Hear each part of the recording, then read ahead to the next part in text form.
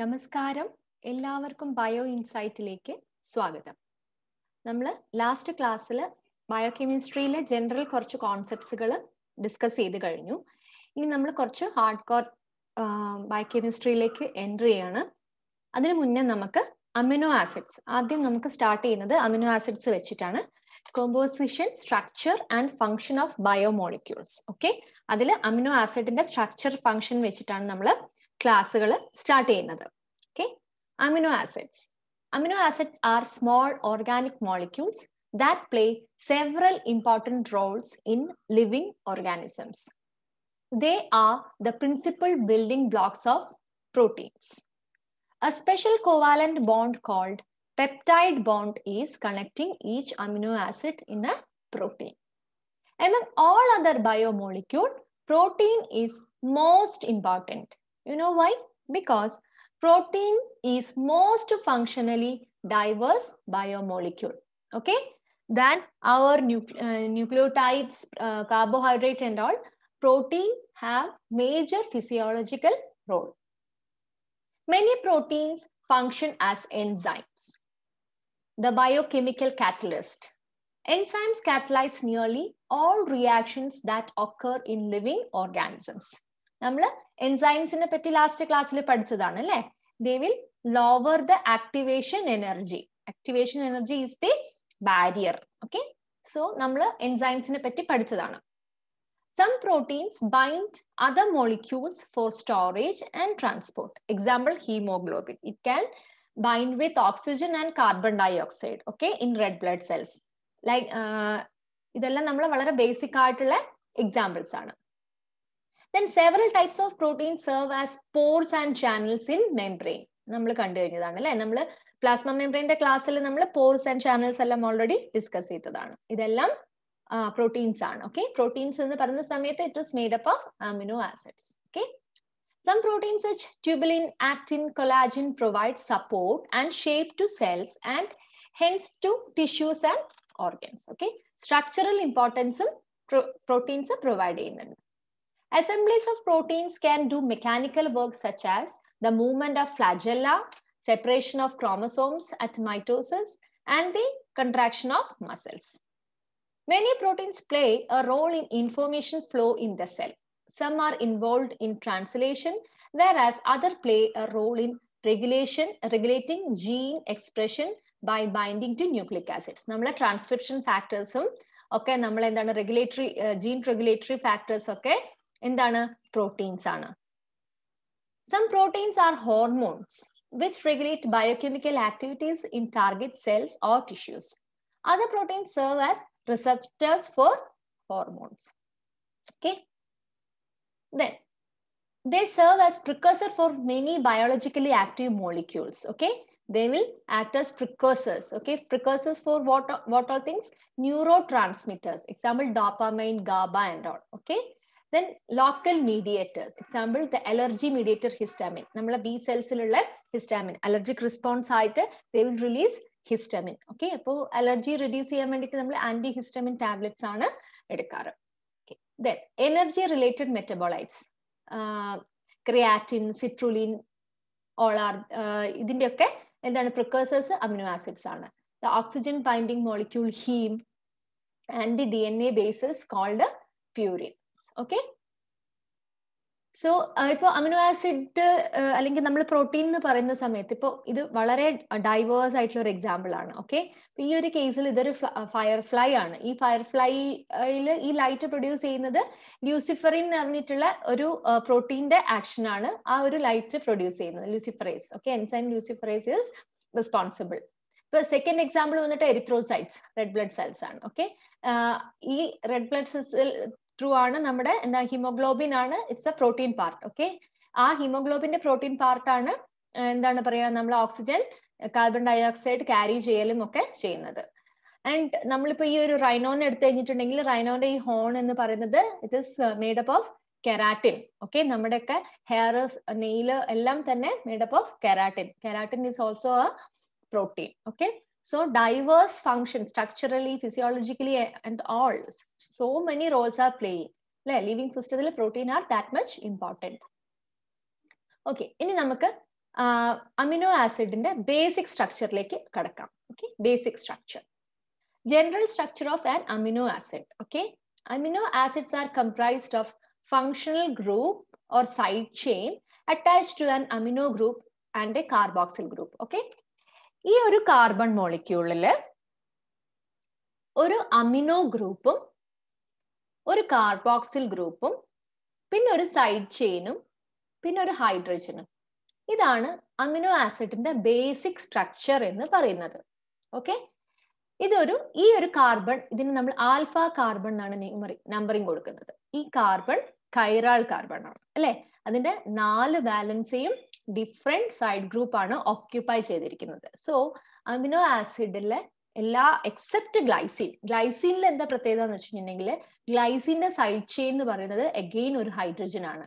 So അകറൈലാണ്. Okay, glycine ഐക്കറാൾ carbon ആണ്. Okay, except glycine എല്ലാ amino ആസിഡിനും ഒരു കൈറാൾ കാർബൺ ഉണ്ട്. ഓക്കെ, അങ്ങനെയാണെങ്കിൽ എല്ലാ അമിനോ ആസിഡിനും ഒരു കൈറാൾ കാർബൺ ഉണ്ടെന്നുണ്ടെങ്കിൽ എത്ര സ്റ്റീരിയോഐസോമേഴ്സ് അതിന് പോസിബിൾ ആണ്? 2n എന്ന് പറയുന്ന സമയത്ത് 2. Okay, so except glycine minimum 2 isomers D form and L form are possible. Okay, ചില കേസസിൽ സൈഡ് ചെയിനിലും കൈറാൾ കാർബൺ പ്രസന്റ് ആണ്. അങ്ങനെ വരുന്ന സമയത്ത് number of stereoisomers will vary. There are roughly 200 types of amino acids in nature, only 20 of which serve as building blocks of proteins. Selenosystine and pyrrolysine are referred to as 21st and 22nd amino acid. The 22nd amino acid is selenosystine, which contains selenium in place of the sulfur of cysteine. Okay, it is incorporated into few proteins in almost every species. Selenosystine is formed from serine during protein synthesis. The 23rd amino acid pyrrolysine found in some species of Archaebacteria. Pyrrolysine is modified form of lysine that is synthesized before being added to a growing polypeptide chain by the translation machinery. Okay, the first discovered amino acid is asparagine. Recently discovered, or the last 20th amino acid discovered is threonine. Okay, discovery and isolation രണ്ടും different ആണ്. Okay, so നിങ്ങൾക്ക് gate എക്സാമിനൊക്കെ prepare ചെയ്യുന്ന ആൾക്കാർക്ക് ഇങ്ങനത്തെ കുറച്ച് questions helpful ആയിരിക്കും. First discovered ആസ്പെറാജിൻ, പക്ഷെ first isolated amino acid is tyrosine. Okay, tyrosine is isolated from cheese. It's a Greek word actually. Cheese in the Greek word ആണ് tyros എന്ന് പറയുന്നത്. So cheese ൽ നിന്നാണ് ആദ്യമായിട്ട് tyrosine എന്ന amino acid ഫസ്റ്റ് തന്നെ isolate ചെയ്തിരിക്കുന്നത്. Side chains of R group vary in structure, size and electric charge and hence influence the chemical nature of the amino acid. Okay, നമ്മൾ amino acidന്റെ basic structure കണ്ടതാണ്. Okay, ഈ side chain change ചെയ്യുന്നതിനനുസരിച്ചിട്ടാണ് ഓരോ amino ആസിഡിന്റെയും ക്യാരക്ടറും മാറുന്നത്. Okay, ഈ R ഗ്രൂപ്പിന്റെ charge structure ഒക്കെ base ചെയ്തിട്ടാണ് അതിന്റെ പ്രോട്ടീന്റെ അല്ലെങ്കിൽ ആ 20 അമിനോ ആസിഡും ഡിഫറെന്റ് ആയിട്ട് അതിന് ഫങ്ഷൻ ചെയ്യാൻ പറ്റുന്നത്. ഓക്കെ, ഈ ആർ ഗ്രൂപ്പിനെ ബേസ് ചെയ്തിട്ടാണ് നമ്മൾ അമിനോ ആസിഡിനെ ക്ലാസിഫൈ ചെയ്യുന്നത്. എസെൻഷ്യൽ അമിനോ ആസിഡ് ഉണ്ട്, നോൺ എസെൻഷ്യൽ അമിനോ ആസിഡ് ഉണ്ട്. എസെൻഷ്യൽ അമിനോ ആസിഡ് എന്ന് പറഞ്ഞു കഴിഞ്ഞാൽ നമ്മളെ ബോഡിക്ക് സിന്തസൈസ് ചെയ്യാൻ പറ്റില്ല. Okay, not synthesized by our body. So നമുക്ക് അത് ഡയറ്റിൽ കൂടി തന്നെ പ്രൊവൈഡ് ചെയ്യണം. Okay, that is essential amino acid. Non essential amino acid conditional amino acid ആണ്. അത് ഓൾവേസ് റിക്വയർഡ് അല്ല, കണ്ടീഷണൽ ആണ്. പിന്നെ സ്റ്റാൻഡേർഡ് അമിനോ ആസിഡും ഉണ്ട്, നോൺ സ്റ്റാൻഡേർഡ് അമിനോ ആസിഡും ഉണ്ട്. എന്താണ് standard amino acid? Standard amino acid എന്ന് പറഞ്ഞു കഴിഞ്ഞാൽ ഒരു പ്രോട്ടീൻ എടുത്തു കഴിഞ്ഞിട്ടുണ്ടെങ്കിൽ ഒരു പ്രോട്ടീനിൽ ട്രാൻസ്ലേഷന്റെ ടൈമിൽ ഡ്യൂറിങ് ട്രാൻസ്ലേഷൻ ഏതൊക്കെ അമിനോ ആസിഡ്സ് ആണോ ആ പ്രോട്ടീനിൽ ഇൻകോർപ്പറേറ്റ് ചെയ്യുന്നത് അതിനെയാണ് സ്റ്റാൻഡേർഡ് അമിനോ ആസിഡ്സ് എന്ന് പറയുന്നത്. അങ്ങനെയാണെങ്കിൽ we have 20 amino acid plus 2 selenocysteine and pyrrolysine. Okay, so total അത് ആ 2നെ ഇപ്പോഴും സെപ്പറേറ്റ് ആയിട്ട് തന്നെ വെക്കാൻ കാരണം കുറെ അതിൽ ഡിസ്കഷൻ നടന്നുകൊണ്ടിരിക്കുകയാണ്. ഇപ്പോഴും അതിനെ 22 എന്ന് കൗണ്ട് ചെയ്യാനായിട്ട് അത്ര അങ്ങോട്ട് എല്ലാവരും സാറ്റിസ്ഫൈഡ് ആയിട്ടില്ല. സോ നമുക്ക് അതിനെ 20 and 2 ആയിട്ട് തന്നെ കൺസിഡർ ചെയ്യാം. Okay, these standard amino acids are incorporated in to protein during translation. Okay, those amino acids are called standard amino acids. There are non-standard amino acids. എന്താണ് non-standard amino acids എന്ന് പറഞ്ഞു കഴിഞ്ഞാൽ അവർ ട്രാൻസ്ലേഷന്റെ ടൈമിലല്ല അത് add ചെയ്യുന്നത്. Okay, not during translation. Okay, അവരെന്തായിരിക്കും after translation, അതായത് post translational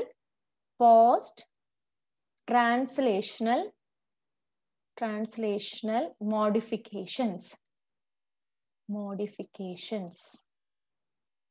okay, ഈ non standard amino acids translation കഴിഞ്ഞതിന് ശേഷമാണ് ആഡ് ചെയ്യുന്നത്. ഓക്കെ, അങ്ങനത്തെ എക്സാമ്പിൾ ആണ് homocysteine, homoserine, ornithine, citrulline etcetera. Okay, ഇനി നമുക്ക് കുറച്ച് കാൽക്കുലേഷൻ ആണ്. ഇതൊക്കെ വെച്ചിട്ട് നമുക്ക് CSIR ഗേറ്റ് എസ്പെഷ്യലി പ്രോബ്ലംസ് ധാരാളമായിട്ട് കണ്ടിട്ടുണ്ട്. ഓക്കെ, അപ്പൊ ഞാൻ അതിന്റെ കുറച്ചൊന്ന് ഡീറ്റെയിൽസിലേക്ക് കടക്കാം. ഓക്കെ, ആവറേജ് നമുക്ക് 20 അമിനോ ആസിഡ് ഉണ്ട്. 20 അമിനോ ആസിഡിന് സൈഡ് ചെയിൻ വേരി ചെയ്യുന്നതിനനുസരിച്ചിട്ട് അതിന്റെ അറ്റോമിക് മാസ് ഡിഫറെന്റ് ഉണ്ടായിരിക്കും. അപ്പോൾ ഇൻ ആൻ ആവറേജ്, അതുകൊണ്ട് നമുക്ക് ഡിഫറെന്റ് ആയിട്ട് എടുക്കാൻ ബുദ്ധിമുട്ട്, 20 എണ്ണം നമുക്ക് റിമെമ്പർ ചെയ്യാൻ ബുദ്ധിമുട്ടുള്ളതുകൊണ്ട് ഇൻ ആൻ ആവറേജ് ഒരു സിംഗിൾ അമിനോ ആസിഡിന്റെ മാസ് നമ്മൾ 128 to 130 ഡാൽട്ടൺ ആയിട്ടാണ് നമ്മൾ കൺസിഡർ ചെയ്യുന്നത്. ഓക്കെ, സിംഗിൾ അമിനോ ആസിഡിന് 128 to 130 ഡാൽട്ടൺ ആയിട്ടാണ് നമ്മൾ കൺസിഡർ ചെയ്യുന്നത്. ഡാൽട്ടൺ എന്ന് പറഞ്ഞു കഴിഞ്ഞിട്ടുണ്ടെങ്കിൽ ഒരു dalton is equal to 1 AMU. AMU എന്ന് പറഞ്ഞു കഴിഞ്ഞാൽ അറ്റോമിക് മാസ് യൂണിറ്റ്. ഇതൊക്കെ നമ്മൾ ബേസിക് ആയിട്ടുള്ള ക്ലാസ്സസിൽ കഴിഞ്ഞ ക്ലാസ്സസിൽ നമ്മൾ ഓൾറെഡി ഡിസ്കസ് ചെയ്ത ടോപ്പിക്സ് ആണ്. സോ അതൊക്കെ എത്രത്തോളം നമ്മുടെ ആക്ച്വൽ കോറിലേക്ക് വരുമ്പോൾ ഇമ്പോർട്ടന്റ് ആണ് എന്നുള്ളത് നിങ്ങൾക്ക് മനസ്സിലാവുന്നു. ഇത് നിങ്ങൾക്ക് ക്ലിയർ ആയില്ലെങ്കിൽ ഇതിനു മുന്നേ ഞാൻ പോസ്റ്റ് ചെയ്തിട്ടുള്ള ക്ലാസ്സുകൾ കണ്ടു കഴിഞ്ഞിട്ടുണ്ടെങ്കിൽ you will get A clear idea. Okay, atomic mass unit. Okay, നമ്മൾ എന്താണ് പറയാ, ആറ്റം മുതൽ നമ്മൾ പഠിച്ചതാണ്. ന്യൂക്ലിയസിൽ പ്രോട്ടോൺസ് ആൻഡ് ന്യൂട്രോൺസ് ഉണ്ട്, ചുറ്റും ഇലക്ട്രോൺസ് ഉണ്ട്. ഓക്കെ, സോ ന്യൂക്ലിയസിന്റെ number of neutron plus number of proton is atomic mass, അതിന്റെ അറ്റോമിക് മാസ് ആയിട്ട് നമ്മൾ കണക്കാക്കുന്നത്. സോ കാർബണിന്റെ നമ്മൾ 12 AMU ആയിട്ടാണ് നമ്മൾ കണക്കാക്കുന്നത്. Okay, 12 AMU means 12 particles, 6 proton plus 6 neutrons.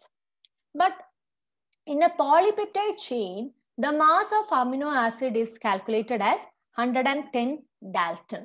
Okay, 110 Dalton. അത് എന്തുകൊണ്ടായിരിക്കും എന്ന് പറയാൻ പറ്റുമോ? എന്താണ് നമ്മൾ കഴിഞ്ഞ ക്ലാസ്സിൽ കണ്ടു, അമിനോ ആസിഡ്സ് പോളിമറൈസ് ചെയ്യുന്ന സമയത്ത് എന്താണ് സംഭവിക്കുന്നത്? വാട്ടർ മോളിക്യൂള് അല്ലെ, ഒരു അമിനോ ആസിഡിന്റെ OH ഗ്രൂപ്പും അപ്കമിങ് അമിനോ ആസിഡിന്റെ Hഉം എലിമിനേറ്റ് ചെയ്തിട്ടാണ്, ഒരു വാട്ടർ മോളിക്യൂള് എലിമിനേറ്റ് ചെയ്തിട്ടാണ് ഒരു പോളിപെപ്റ്റൈഡ് അവിടെ ഫോം ചെയ്യുന്നത്. ഓക്കെ, സോ പോളിപെപ്റ്റൈഡ് ഫോം ചെയ്യുമ്പോൾ ഒരു വാട്ടർ മോളിക്യൂൾ എലിമിനേറ്റ് ചെയ്യുന്നുണ്ട്. വാട്ടർ മോളിക്യൂളിന്റെ മാസ് എന്താണ്? 18 ആണ്. ഓക്കെ, എങ്ങനെയാണ് 18 കിട്ടിയിരിക്കുന്നത്? Oxygen 16 AMU, hydrogen 1 AMU. So total 18, H2O എന്ന് പറയുമ്പോൾ 18 AMU. അങ്ങനെയാണെങ്കിൽ നമ്മൾ 128 ആണ് ഇൻ ആൻ ആവറേജ് നമ്മൾ ഒരു അമിനോ ആസിഡിന്റെ വെയിറ്റിനെ കണക്കാക്കുന്നത്. സോ അതിൽ നിന്ന് ഒരു 18 കുറയുമ്പോൾ 110 കിട്ടും. Okay, so in a polypeptide chain we are calculating, നമ്മൾ ഒരു അമിനോ ആസിഡിനെ നമ്മൾ 110 ഡാൽട്ടൺ ആയിട്ടാണ് കാൽക്കുലേറ്റ് ചെയ്യുന്നത്. ഓക്കെ, ഇനി കുറച്ച് യൂണിറ്റ് കൺവേർഷൻസ് നമ്മൾ നോക്കണം. Dalton and kilo dalton. Okay, നമ്മളിപ്പോ DNA അല്ലെങ്കിൽ പ്രോട്ടീൻ ഒക്കെ പറയുമ്പോൾ ലാർജസ്റ്റ് മോളിക്യൂളിന് നമ്മൾ കിലോ ഡാൽട്ടൺ യൂണിറ്റ് ആണ് യൂസ് ചെയ്യുന്നത്. ഓക്കെ, അങ്ങനെയാണെങ്കിൽ 1000 dalton is equal to 1 kilo dalton. Okay, ഇതൊക്കെ നമുക്ക് പ്രോബ്ലംസ് ഒക്കെ സോൾവ് ചെയ്യുന്ന സമയത്ത് ഭയങ്കരമായിട്ട് യൂസ്ഫുൾ ആയിരിക്കും. Okay, 1000 dalton is equal to 1 kilo dalton. Okay, so amino ആസിഡിന്റെ പോളിപെപ്റ്റൈഡിൽ 110 ഡാൽട്ടൺ വന്നത് എങ്ങനെയാന്നുള്ളത് ക്ലിയർ ആയെന്ന് മനസ്സിലാക്കുന്നു. Because 1 water molecule is eliminating. Okay, ഇനി നമുക്ക് DNA നോക്കുകയാണെന്നുണ്ടെങ്കിൽ, ഓക്കെ, DNA ഇത് ഞാൻ ഈ ഒരു ഇത് പറയാൻ കാരണം എന്താ വെച്ച് കഴിഞ്ഞാൽ പലർക്കും ആങ്സ്ട്രോം യൂണിറ്റും നാനോമീറ്ററും തമ്മിൽ കുറച്ച് കൺഫ്യൂസിങ് ആണ്. ഓക്കെ, അതൊന്ന് ഒഴിവാക്കാൻ വേണ്ടിയിട്ടാണ് ഈ ഒരു സ്ലൈഡ് ഞാൻ എക്സ്പ്ലെയിൻ ചെയ്യാൻ വിചാരിക്കുന്നത്. Okay, this is BDNA. Okay, Watson and Crick discover ചെയ്ത BDNA ആണുള്ളത്. BDNAയുടെ ഡയമെൻഷൻസ് ഞാൻ ഇവിടെ കൊടുക്കുന്നുണ്ട്. ഇതാണ് ഒരു കംപ്ലീറ്റ് ടേൺ എന്ന് പറയുന്നത് ഇതാണ്. Okay, this is called the one complete turn of DNA. Okay, ഈ one ടേണിൽ നമുക്ക് we have 10 base pair. 10 base pairs are present. Okay, 10 base pair means 10 nucleotides are present in one complete turn. Okay, then നമ്മൾ length പറയുകയാണെന്നുണ്ടെങ്കിൽ 2 unit നമ്മൾ use ചെയ്യും. Angstrom പറയും, നാനോമീറ്ററും പറയും.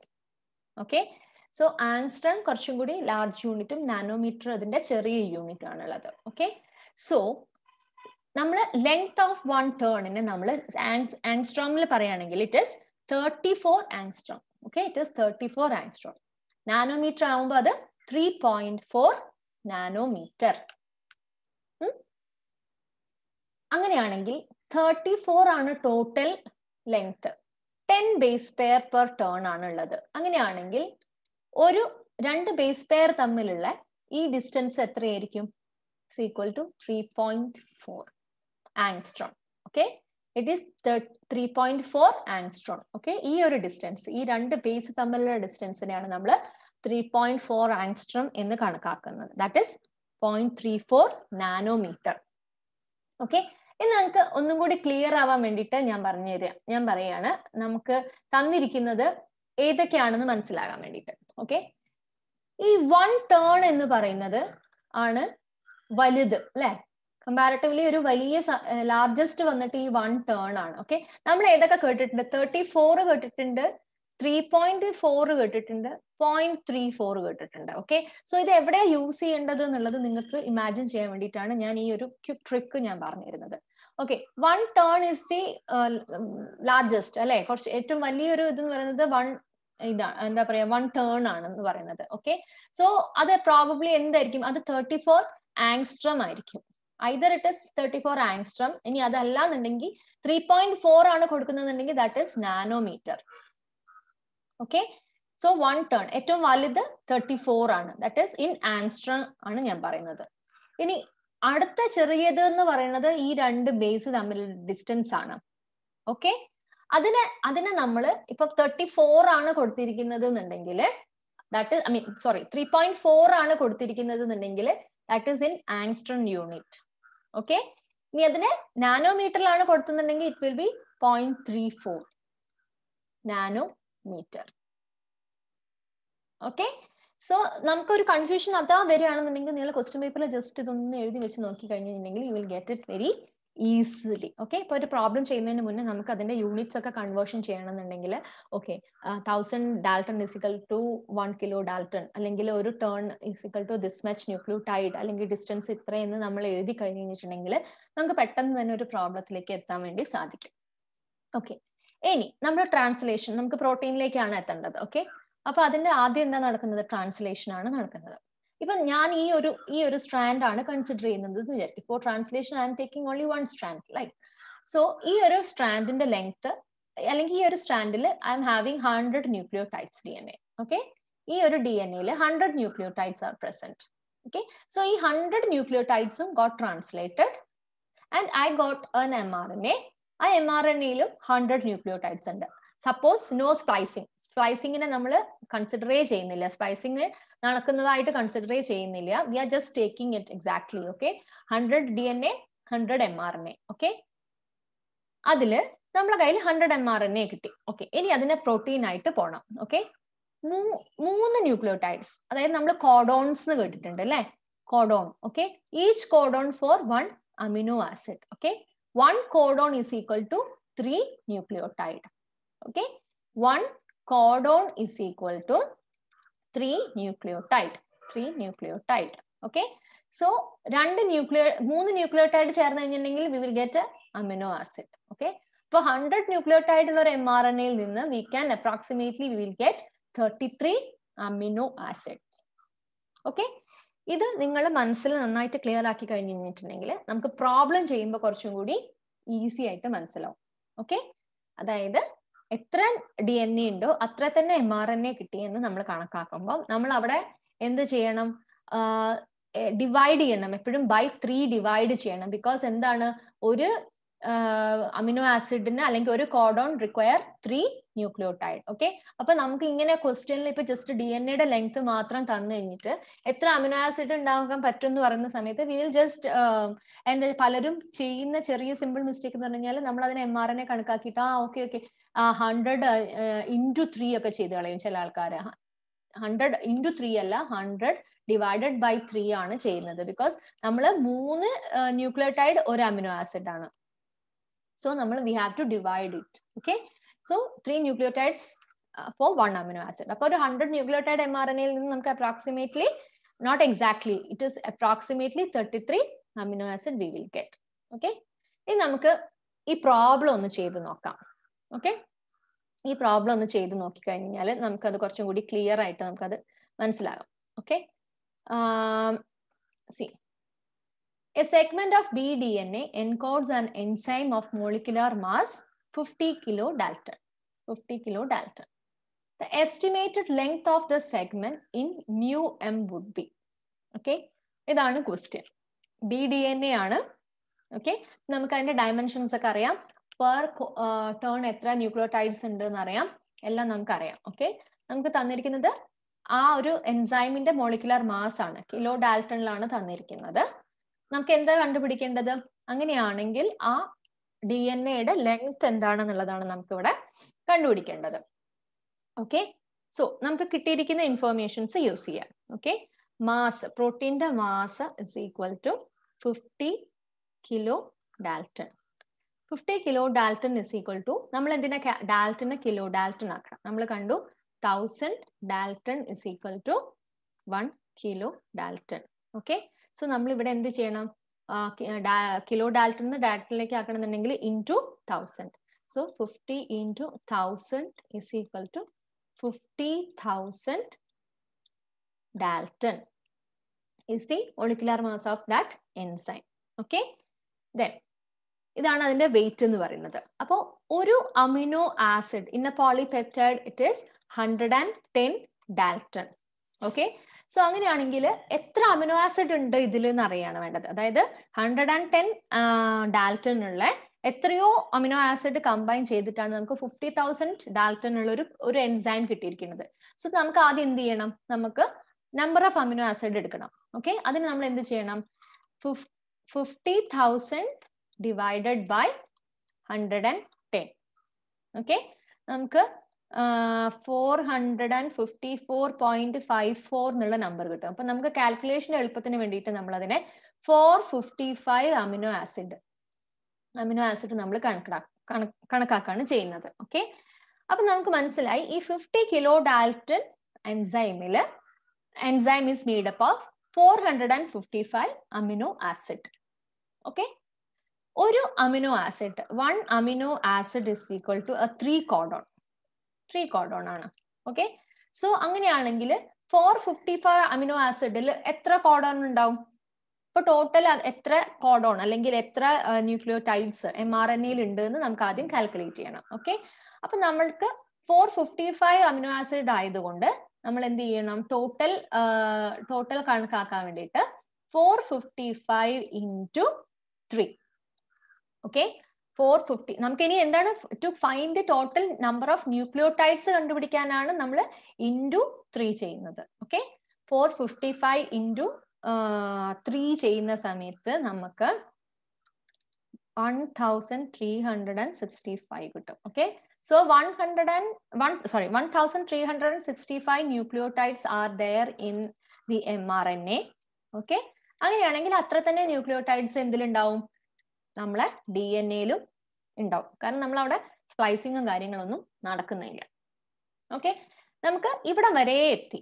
പക്ഷെ നമ്മളോട് ഇവിടെ ചോദിച്ചിരിക്കുന്നത് ലെങ്ത് ആണ്. അതിന്റെ ഇത്രയും ന്യൂക്ലിയോടൈഡ്സ് കിട്ടിയെന്ന് പറഞ്ഞിട്ട് കാര്യമില്ല, നമുക്ക് അതിന്റെ ലെങ്ത് കിട്ടണം. ഓക്കെ, ഒരു ടേണിന്റെ ലെങ്ത് നമുക്കറിയാം, ഇറ്റ് ഇസ് 34 ആങ്സ്ട്രം. അങ്ങനെയാണെങ്കിൽ അതിന്റെ ലെങ്തിനെ നമുക്ക് μm കണ്ടുപിടിക്കുകയാണ് വേണ്ടത്. അതെങ്ങനെയാന്ന് വെച്ച് കഴിഞ്ഞാല് ഞാൻ കുറച്ച് ഇവിടേക്ക് മാറിയിട്ട് ചെയ്യാണ്. Okay, 1 turn is equal to 10 nucleotide because it is bDNA. നമുക്ക് അറിയാം. Okay, ഒരു ടേണിൽ 10 ന്യൂക്ലിയോടൈഡ്സ് ഉണ്ട്. ഓക്കെ, അപ്പം എത്ര ടേൺ ഉണ്ടാവും 1365 ന്യൂക്ലിയോടൈഡ്സിൽ? ഡിവൈഡഡ് ബൈ 10 അല്ലേ? നമ്മൾ അങ്ങനെയല്ലേ കണ്ടുപിടിക്കുക. അപ്പൊ എത്ര 1 ടേൺ 10 ന്യൂക്ലിയോടൈഡ് ആണെങ്കിൽ നമുക്ക് 1365 ന്യൂക്ലിയോടൈഡ്സ് കിട്ടിയിട്ടുണ്ട്. അപ്പം എത്ര ടേൺ ഉണ്ടെന്ന് അറിയണമെങ്കിൽ we have to divide it by 10. അപ്പൊ നമുക്ക് എന്ത് കിട്ടും? 136.5 ടേൺ ആ DNA ഉണ്ട്. ഓക്കെ, ഇനി അടുത്ത കൺവേർഷൻ വരുന്നത് എന്താ വെച്ച് കഴിഞ്ഞാല് 1 ടേൺ ഇസ് ഈക്വൽ ടു, ഇപ്പൊ μm ആണ്, അപ്പൊ നമുക്ക് നാനോമീറ്ററിന്ന് മാറ്റണം. Okay, so 1 turn is equal to നമ്മൾ നാനോമീറ്ററിൽ കണക്കാക്കുമ്പം 3.4 nanometre. 1 turn is equal to 3.4 nanometre. Okay, so നമുക്ക് 136.5 ടേൺസ് ഉണ്ട്. Okay, 136.5 turns is equal to, sorry, 136.5 into 3.4 ചെയ്യണം. ഓക്കെ, എത്ര അതിന്റെ ലെങ്ത് കണക്കാക്കാൻ വേണ്ടിയിട്ട്. So we will get 464.1 nanometre. Okay, നമ്മൾ എന്തൊക്കെയാണ് ചെയ്തത്? നമ്മൾ ആദ്യം കിലോ ഡാൽട്ടനെ ഡാൽട്ടനായിട്ട് കൺവേർട്ട് ചെയ്തു. എന്നിട്ട് ഒരു അമിനോ ആസിഡിന്റെ വെയിറ്റ് കൊണ്ട് ഡിവൈഡ് ചെയ്തപ്പം നമുക്ക് എത്ര അമിനോ ആസിഡ് ഉണ്ട് ആ പോളിപെപ്റ്റൈഡിൽ എന്ന് മനസ്സിലായി. ആ number of amino acid into 3 ചെയ്തപ്പോൾ നമുക്ക് എത്ര ന്യൂക്ലിയോടൈഡ് ഉണ്ട് എന്നുള്ളത് നമുക്ക് മനസ്സിലായി. നമുക്കാണെങ്കിൽ ലെങ്ത് ആണ് കണ്ടുപിടിക്കേണ്ടത്. ഓക്കെ, സോ നമുക്ക് 1365 ന്യൂക്ലിയോടൈഡ്സ് ഉണ്ട് DNA എന്നുള്ളത് നമ്മൾ കണ്ടുപിടിച്ചു. ഓക്കെ, bDNA ആയതുകൊണ്ട് 1 turn is equal to 10 nucleotide. Okay, so 1365 nucleotide എത്ര turn will, how much turn can accommodate 1365 nucleotides? It is divided by 10. Okay, so we will get 136.5 turn എന്ന് കിട്ടി. Okay, നമ്മളോട് length ആണ് കണ്ടുപിടിക്കാൻ പറഞ്ഞത്. ഓക്കെ, അപ്പൊ ഒരു turn is equal to 3.4 nanometre എന്ന് കിട്ടി. Okay, so 136.5 turn means 136.5 into 3.4. Okay, so we will get 464.1 nanometre എന്ന് കിട്ടി. പക്ഷെ നമുക്ക് ഇവിടെ ആ ഒരു നമ്പർ ഇവിടെ കിട്ടിയിട്ടുണ്ട്. സി ആൻഡ് ഡി ഓപ്ഷനിൽ നമുക്ക് നമ്പർ കിട്ടിയിട്ടുണ്ട്. പക്ഷെ what we have to use the unit. Okay, so this much nanometre ആണ് കൊടുത്തിരിക്കുന്നത്. ഓക്കെ, നമുക്ക് പക്ഷെ എന്തിരിക്കുകയാണ്, നമുക്കതിനെ μm-ലേക്കാണ് കൺവേർട്ട് ചെയ്യേണ്ടത്. We have to convert into μm, micrometer. Okay, so മൈക്രോമീറ്ററിന്റെ കൺവേർഷൻ എടുക്കുകയാണെന്നുണ്ടെങ്കിൽ 1 micrometer is equal to 1000 nanometer. Okay, 1 micrometer is equal to 1000 nanometer. അപ്പൊ നമുക്ക് ഈ ലോവർ യൂണിറ്റിൽ നിന്ന് ഹയർ യൂണിറ്റിലേക്ക് കൺവേർഷൻ ആണ് ചെയ്യേണ്ടത്. Okay, convert from micrometre, I mean we have to convert it to micrometre. Okay, so നമുക്ക് എന്ത് ചെയ്യണം, നാനോമീറ്ററിനെ മൈക്രോമീറ്ററിലേക്ക് മാറ്റണം എന്നുണ്ടെങ്കിൽ we have to divide by 1000. So 464.1 divided by 1000 is equal to 0.4641 μm. So C is the correct answer. Okay, C is the correct answer because നമുക്കതിനെ μm-ലാണ് ചെയ്യേണ്ടത്. Okay, ഇത് എന്തുകൊണ്ടാണ് തെറ്റായത് മനസ്സിലായല്ലോ. ഇത് ഇൻറ്റു 10⁻³ വന്ന് ഇൻറ്റു 10⁻³ ഒരിക്കലും വരില്ല, നമുക്ക് μm-ലേക്ക് കൺവേർട്ട് ചെയ്യാണ് ചെയ്യേണ്ടത്. So C is the correct answer. Okay, ഇങ്ങനെയാണ് നമ്മൾ പ്രോബ്ലംസ്, അതായത് നമുക്ക് പ്രോട്ടീൻ്റെ മാസ് തന്നു കഴിഞ്ഞിട്ട് ചെയ്യുന്ന പ്രോബ്ലംസിന്റെ ഒരു എക്സാമ്പിൾ ആണിത്. ഗേറ്റ് എക്സാമിന് കമ്പൽസറി ആയിട്ട് വരാറുള്ള ഒരു ടിപ്പിക്കൽ ക്വസ്റ്റ്യൻ ആണിത്. നെറ്റിലും വരാറുണ്ട്, പക്ഷെ അങ്ങനെ എപ്പോഴും വരാറില്ല, റെയർ ആയിട്ട് കുറച്ച് ക്വസ്റ്റ്യൻസ് വരാറുണ്ട്. ഇത് ഞാൻ നെറ്റ് എക്സാമിൽ വന്ന ഒരു പ്രോബ്ലം എടുത്തിട്ടാണ് നിങ്ങൾക്ക് ചെയ്തിരിക്കുന്നത്. ഓക്കെ, ഇത് നിങ്ങൾ സ്വയം ഒന്ന് എടുത്ത് ചെയ്ത് നോക്കൂ.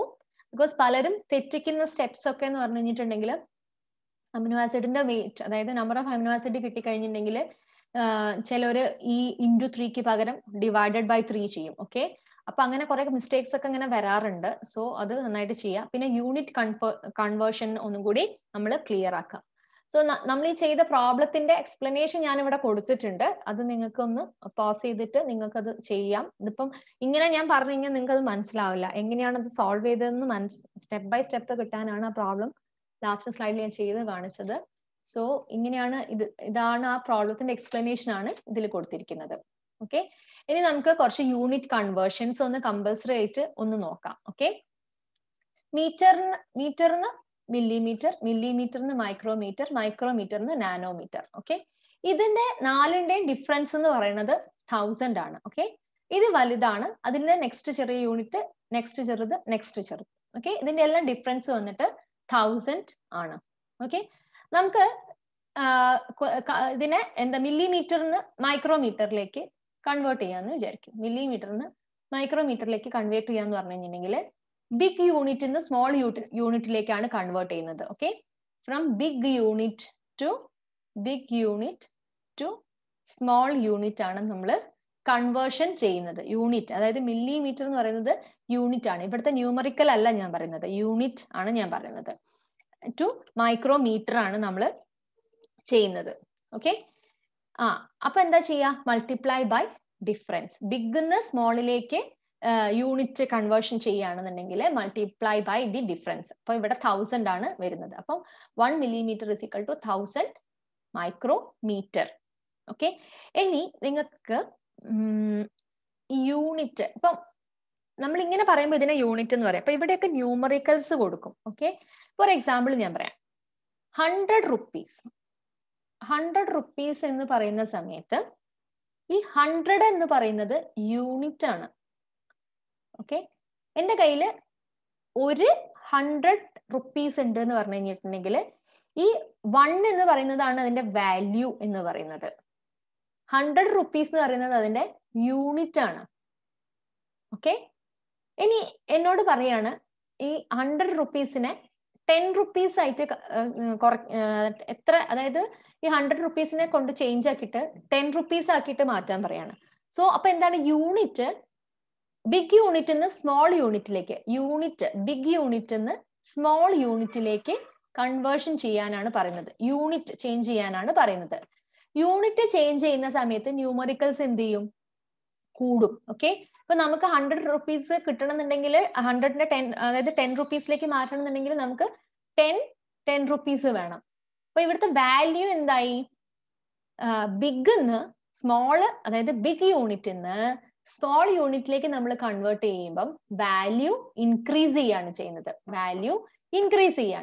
ഓക്കെ, ബിഗ് യൂണിറ്റിൽ നിന്ന് സ്മോൾ യൂണിറ്റിലേക്ക് കൺവേർഷൻ ചെയ്യുന്ന സമയത്ത് വാല്യൂ ഈസ് ഇൻക്രീസിങ്.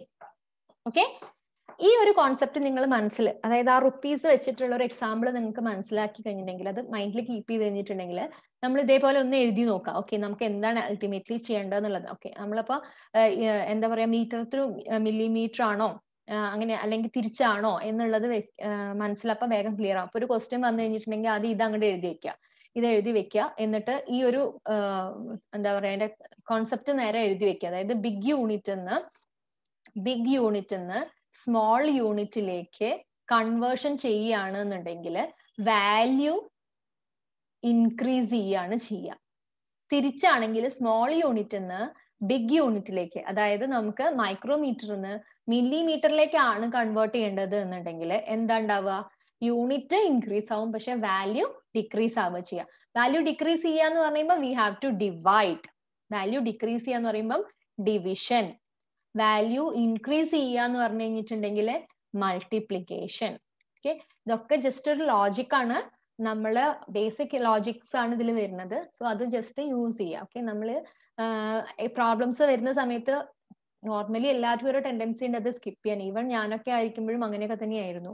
പക്ഷെ ആ ഒരു എന്താ പറയാ, അതിന്റെ ഒരു കുറുക്കുവഴി അല്ലെങ്കിൽ അതിന്റെ ആ ഒരു ട്രിഗർ പോയിന്റ് മനസ്സിലായ സമയത്ത് നമുക്കത് ഈസിയാണ്. പ്രോബ്ലത്തിന്റെ ഒരു ഈസിനെസ് എന്താന്ന് വെച്ച് കഴിഞ്ഞാൽ, അത് നമുക്ക് പ്രോബ്ലം സോൾവ് ചെയ്ത് കഴിഞ്ഞിട്ട് ഒരു ആൻസർ കിട്ടി കഴിഞ്ഞിട്ടുണ്ടെങ്കിൽ അതൊരു എക്സാക്ട് ആൻസർ ആണ്. നമുക്ക് ആ മൾട്ടിപ്പിൾ ചോയ്സ് നോക്കി കഴിഞ്ഞ് കഴിഞ്ഞാൽ ആ ഒരു എക്സാക്ട് ആൻസർ നമുക്ക് ഈസി ആയിട്ട് പിക്ക് ചെയ്യാൻ പറ്റും. സോ അതുകൊണ്ട് നമുക്കൊരു ഷുവർ ഷോട്ട് ആൻസർ കിട്ടുന്ന ഒരു ഇതാണ് അതായത് മാത്തമാറ്റിക്കൽ ന്യൂമറിക്കൽസ് എന്ന് പറയുന്നത്. ഓക്കെ, സോ നിങ്ങൾക്ക് അത് മനസ്സിലായി എന്ന് വിചാരിക്കുന്നു. ഇനിയിപ്പം നാനോമീറ്ററിന് മില്ലിമീറ്ററിലേക്ക്, അതായത് എന്താണ് പറയാ, ലോവർ സ്മോൾ യൂണിറ്റിൽ നിന്ന് ബിഗ് യൂണിറ്റിലേക്ക് മാറ്റാണ് ചെയ്യേണ്ടത്, കൺവേർഷൻ. അങ്ങനെയാണെന്നുണ്ടെങ്കിൽ എന്താ ചെയ്യുക, സ്മോൾ യൂണിറ്റിൽ നിന്ന് ബിഗ് യൂണിറ്റിലേക്ക് വരുന്ന സമയത്ത് വാല്യൂ കുറയുക ചെയ്യേണ്ടത്. വാല്യൂ കുറയണമെങ്കിൽ വി ഹാവ് ടു ഡിവൈഡ്.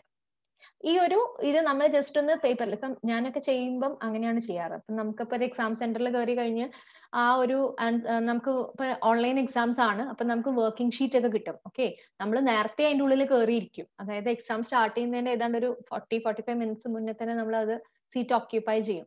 ആ സമയത്ത് നമുക്ക് റഫ് പേപ്പർ കിട്ടി കഴിഞ്ഞിട്ടുണ്ടെങ്കിൽ നമ്മൾ ജസ്റ്റ് ഇങ്ങനത്തെ കുറച്ച് കാര്യങ്ങൾ അവിടെ ടൈറ്റിൽ മുകളിൽ എഴുതി വെച്ച് കഴിഞ്ഞിട്ടുണ്ടെങ്കിൽ കുറച്ച് എളുപ്പമായിട്ട് തോന്നും.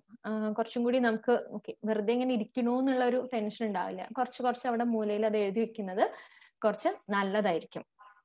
ഓക്കെ ഓക്കെ, എക്സാമിന് അറ്റംപ്റ്റ് ചെയ്യുമ്പോഴുള്ള ടിപ്സ് ആൻഡ് ട്രിക്സ് നമ്മൾ വേറെ പറഞ്ഞു തരാം. ഇത് ജസ്റ്റ് ഞാൻ പറഞ്ഞു വന്നപ്പോൾ എവിടെ എത്തിയെന്ന് മാത്രം.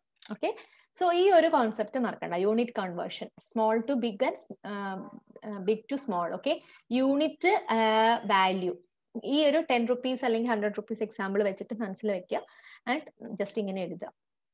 ഓക്കെ, സോ നമുക്കത് കുറച്ചും കൂടി ഈസി ആയിട്ട് അത് ചെയ്യാൻ പറ്റും. Okay, so thank you so much for watching this. നിങ്ങൾക്ക് എന്തെങ്കിലും ഡൗട്ട് ഉണ്ടെങ്കിൽ you can text us. Okay, നന്നായിട്ട് ഈ ഒരു സെഷൻ നിങ്ങൾക്ക് ഹെൽപ്ഫുൾ ആയിട്ടുണ്ടെങ്കിൽ നിങ്ങളെ ഫ്രണ്ട്സിലേക്കും അല്ലെങ്കിൽ ഇങ്ങനെ കോമ്പറ്റേറ്റീവ് എക്സാംസിന് പ്രിപ്പയർ ചെയ്യുന്നവർക്കോ അല്ലെങ്കിൽ ലൈഫ് സയൻസ് സ്ട്രീംസിൽ ഡിഗ്രി PG ചെയ്യുന്ന സ്റ്റുഡൻസിലേക്ക് മാക്സിമം ഇത് ഷെയർ ചെയ്യുക. ചാനൽ സബ്സ്ക്രൈബ് ചെയ്യുക, ലൈക്ക് ചെയ്യുക. Thank you so much and happy learning. Next ക്ലാസ്സിൽ അമിനോ ആസിഡിന്റെ ബാക്കി പോർഷൻസ് നമുക്ക് കണ്ടിന്യൂ ചെയ്യാം. Thank you.